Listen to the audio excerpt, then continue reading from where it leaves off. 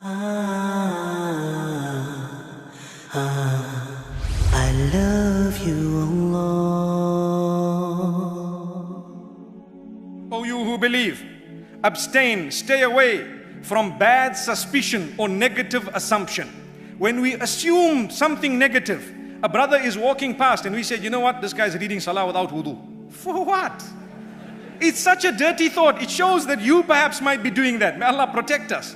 You know, a sister is walking in the middle of the night and you say, she's got bad intentions. Why? She could have just gone through some heavy ordeal that you don't even know about. May Allah protect us, brothers and sisters. May Allah protect us all. Have a good assumption, really. Do not have negative thoughts, because a lot of the times it displays the negativity in your own mind. You know, they say a dirty mind thinks dirty. So even when someone is speaking very clean, you know, they have a little cloud that pops up above their heads and their thoughts are all within that cloud. And they're bad thoughts. Why? Because a dirty mind thinks very dirty.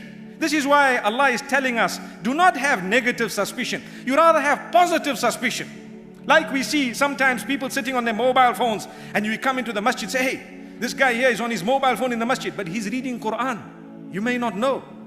Relax.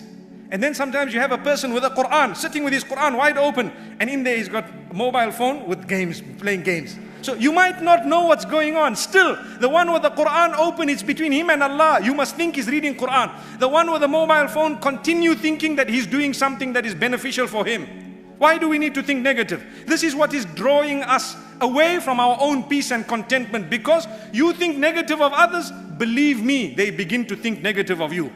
So what happens? The whole world becomes a negative place. We need to be positive. We need to be people who think good about one another, so that tomorrow we will also be thought good of. May Allah subhanahu wa ta'ala open our doors.